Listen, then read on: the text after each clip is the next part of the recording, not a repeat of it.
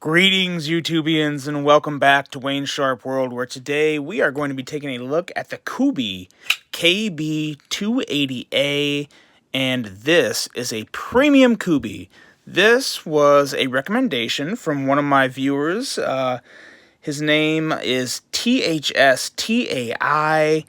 And this was generously loaned to me from White Mountain Knives. I'd like to send a huge thank you to Justin over there at White Mountain Knives. I greatly appreciate your generosity and trust in the channel and support of the channel.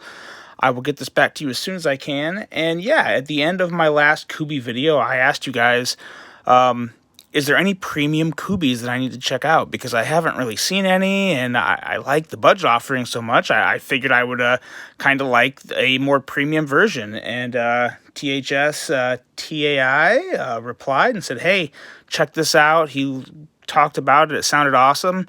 And he actually said they have it at White Mountain Knives. So the rest is history. Now, before we get much deeper into this, let's go over some specs on this knife. We have an overall length of 8.66 inches, a blade length of 3.94 inches. This thing is a beast.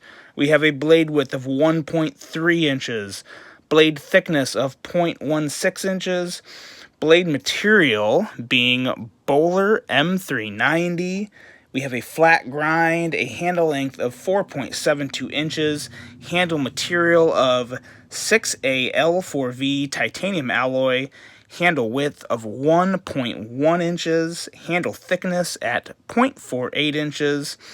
This guy is running on ceramic ball bearings. It's a design by Alessandra DeSantis. And the weight is coming in at 6.27 ounces with a total price of $259.99, which is by far the most I've ever seen on a Kubey. But I gotta say, it feels like a $259.99 knife without a doubt. Now let's do some size comparisons, because this thing is a hoss, and a very unique looking hoss. I'm really liking it. Let's start with a couple budget offerings here. We've got the CJRB Crag, which it makes look relatively small, as well as the Civivi Asticus, as you can see there. Excuse me. The ergos on the Crag, they have contoured handles here, so it's a little different, but it's probably the closest, one of the closest I have. There's a couple more here that may be within the realm of it, but nonetheless, some decent size comparisons for you. And let's take a look at a couple other premium knives here. We have the ZT0452CF. And we have one of my favorites, the Microtech SOCOM Elite. As you can see there, stacks up pretty nicely with these two. I think these two are just a hair longer. If this thing had more of a tip and not so much a little cleaverous sheep's foot blade, then it'd be right there with it. But nonetheless, two more good ones. And you can't review a knife this big without throwing Cold Steels in there. So let's do that. We have the Cold Steel 8010, and we have the Cold Steel 4MAX Scout. I always whip the 4MAX Scout out just a little harder because I don't feel like being cut by this thing again. So there we go. Now it's starting to look a little smaller to the knives around it. But there you go. There's your size comparisons. And let's get to talking about this guy, because he is a wild one. We have probably one of the most unique cleaverous sheep's footy blades I've ever seen. Definitely, I definitely find it attractive. I'm just at a little bit of, I don't know, I still feel like I'm still almost taking it in a little, because it's just so different. I really do, I don't know. I still don't know how I feel about this blade shape. Part of me really likes it, and part of me isn't 100% sure on it. But regardless, I mean, it's a very unique offering, and it has some average blade thickness behind the edge. We're coming in at 21 thousandths, which is nothing special. It's definitely, it looks and feels more like a chopper than a slicer anyway. So I don't know if that's really the end of the world. I don't think this knife was really designed to be a slicer. I think it was designed to be more of a very heavy-duty knife, heavy-use knife. So I don't see a big issue with that. I will say it cut through paper just fine. Like I said, this knife is on loan to me from White Mountain, and it's still for sale. So I'm not using it very hard. I just stuck it in the pants pocket, walked around the house with it, and cut some paper, but it cut through paper just fine. Very well, actually. So passed that test just fine. And me and THSTAI, I've got to figure out if that's abbreviated for something, because I feel like I'm just yelling off letters here, but we kind of have this joke going back and forth on YouTube on the knives I've been reviewing on what kind of meat or food you would use to cut each knife with. And, dude, I gotta say, this one here, it ain't cutting no meat. This is used to hack coconuts. This is a coconut cracker for sure. Overall, just a very, very heavy-duty blade that I think is designed to take a pretty massive beating. And going right into the handles and ergos here, this is where it gets really good, and it got good really quick, because these ergos feel great. I love these ergos. It fits in my hand like a glove. I mean, like an absolute glove. It just wraps right in. My hand falls right on the jimping up at the top here for the little ramp up above the cutout, and it feels absolutely great. There's no hot spot from the pocket clip, and it goes over any hems just easy and fine, so no real issue there. If you have thicker pants in general, you might, it'll still go over them, but it'll be on there pretty tight because you don't have a whole lot of room there. But again, it's a true deep carry. So, that's very nice. That's always really nice. The graphics on the handle, I wasn't sure about these. I'm not a big fan of graphics on handles of any knife. I don't mind milling and patterns, depending what they are, but this is not milling or anything. This is like a graphic, and I don't know if it's laser etched or how it's on there. I'm kind of assuming it's laser etched, but I don't know that for sure, and I didn't see anywhere on the stats or spec chart of how exactly it's on there. But when I opened it and I started looking at it, my fiance looked at it and she said, "Hey, that looks like the Batman symbol." And I went from not liking it to kind of being okay with it. I'm a big Batman fan, so I kind of like that. It's kind of cool. I still don't know how I feel about that, though. Still letting it sink in. I think ultimately, I think it's probably better off without it and maybe just some milling or something else there.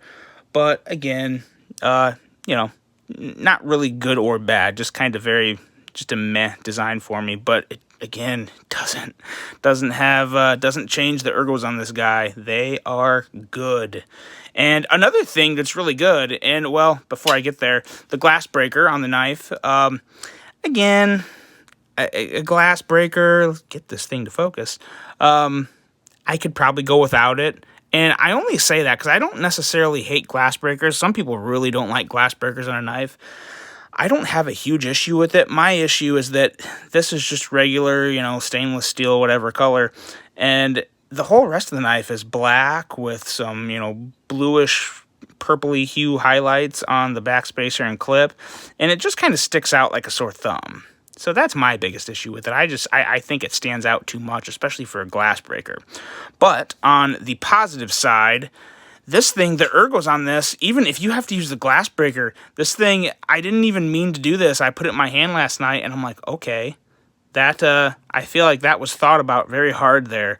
Because this feels, even like this, with the blade down, like if you were actually going to use the glass breaker a lot, which how many times do you ever use a glass breaker on a knife? Someday I will, because I think it just looks fun. So I will go to a junkyard, or I will find a piece of glass. One way or another, I'm going to use the glass breaker. Not on this one, but on one of my Microtechs or something. But there was definitely some thought into that, because it feels too good. It feels too good to not think that or suspect that. So I do like that a lot, whether or not I like the glass breaker or not. I wish the glass breaker was just black. I think that would look a lot better if it was coated in black somehow. That would not be quite as bad for me. Overall, just a very, very solid feel on this knife. Titanium M390. I mean, it's it's a premium knife from Kubey, and it's very, very nice. And what else is very nice about this is the action, and it's somewhat of a unique action.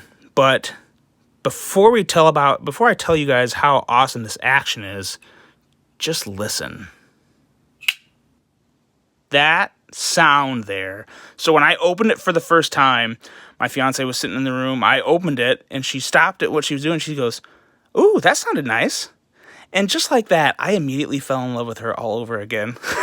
Because it does. It sounds amazing. It's definitely one of the best sounding knives I've ever heard. It's kind of got that hollowy click, and it's great. It's absolutely great. And you guys know I love a front flipper, but this front flipper tab is so unique. It definitely sticks out, but it's not a pocket pecker. I mean, you got full clearance. It's not going to touch your hand at all. Doesn't poke or mess with anything. And I don't know, regardless of the looks, I think the aesthetics when it's closed really isn't that bad at all. I actually kind of like it. I like it more and more over the past 3 or 4 days I've had this knife. And it's very, very effective. It's very hard to miss.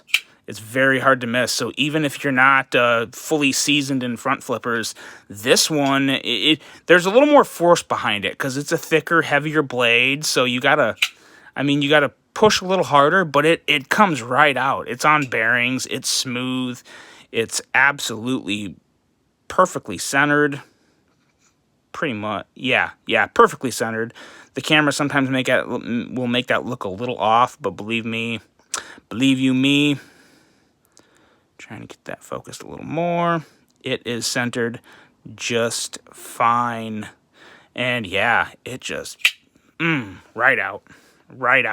It takes a couple times to get used to the actual weight that you're throwing around when you're deploying this blade, but once you get used to that, it really is very smooth and very easy.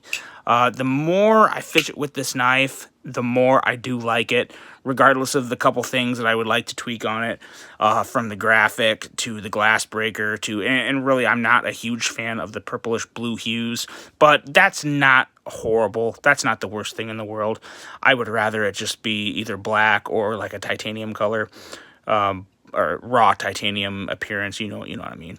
But regardless, no, just a lot of good things. And the action, the blade's heavy, so just a little shake, it's gonna shut on you just fine. It's a smooth one, guys. It's everything Kubey offers in their budget line, but with premium materials and a rather exotic look. Definitely much more exotic than any other Kubey I've ever seen. This is a very interesting design from God, I dropped that piece of paper. Alessandro De Santis, excuse me. Very, very nice. Take a closer look at the blade. I'm assuming that is the maker's mark there. And just very nice. A nice tip too. It obviously wouldn't be very good for piercing of many kinds, but it's still a very effective blade. I mean, it'd be great for draw cuts. Kind of have that Warncliffe cuts at the end with the tip. So not too bad at all there. And no, just overall, it's one of those knives that you look at first. When I pulled this out of the box, I didn't have a lot of hope for it.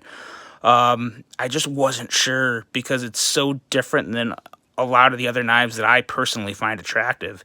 And man, I tell you what, the moment I did that and I did it a little more. Now the middle finger cutout here, you can kind of do it, but there you go. It's not the easiest. I don't know.